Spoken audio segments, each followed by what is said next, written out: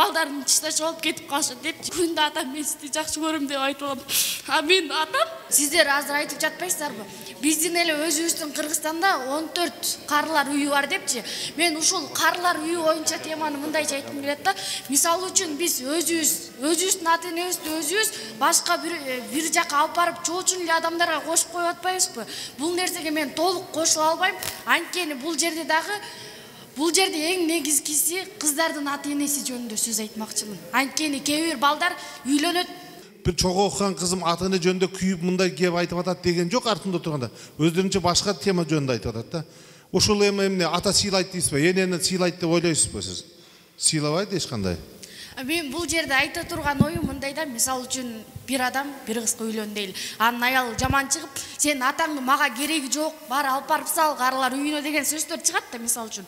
Анан ошол жерде деген ошол бала аялынын сөзүнө кирип макул деп алып барып сал. Мына ошондо бул жерде балдардын чечкинсиздиги, балдардын өзгөрүп баратканы, бул жерде эч кандай заман өзгөргөн жок. Бул жерде жаштардын кандай десем, өздөрүнүн ички туюму, жан дүйнөсү өзгөрүп баратат. Мисалы үчүн biz ата-энеге башкача мамиле кылсак, алар бизге башкача мамиле кылмакта. Мен мисалы үчүн атамды аябай жакшы көрөм деп өздөрүнүн жүзүнө карап айта албайм. Бирок мен апама эме кылат, апаман жалтанам да мисалы үчүн. Ага башка бир нерсени айтканданчы мен мисалы үчүн апама айтсам, апам ыйлап калабы деген ойдо мен ага айта албайм. А мен атамды болсо күндө атам мен сизди жакшы көрөм деп айтып алам. А мен атам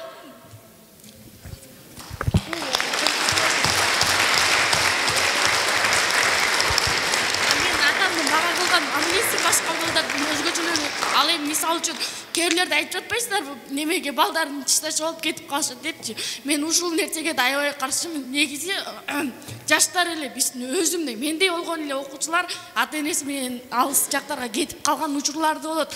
Негизи андайларды 18 же болбосо 20 жаштан өйдө эме чет мамлекетке чыгарганга уруксат бере турган болсо, анда ата-энеси менен барышса болмок деп ойлойм да. Анан кичекей балдар жөнүндө да сөз болуп кетти да. Бул жерде дагы бир гана эмелер бул жерде да балдарды төрөп таштап кетет деп атпайлы. Бул жерде дагы балдардын күнөөсү чоңураак деп бир аз ойлойм да. Мисалы үчүн үйлөнбөй атып эле башка адам менен барып жашап алган учурлар да болот. Ал нерсе да туура эмес. Эркек киши бир нерсени ойлонуп,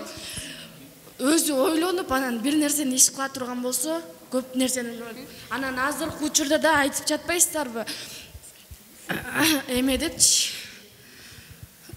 бул нерсенин бизге кереги жок деп, мисалы үчүн азыр керек боло турган болсо, бизге эң негизгиси адеп, иман керек дейсиздер го. Ошону кылсаңар эле бизге эме күн жашообуз кандай керек болсо, бизге ата-энебиз ошончолук керек экенин унутпай, ата-энебизди сыйлап баркташыбыз керек экен. Чоң рахмат сизге.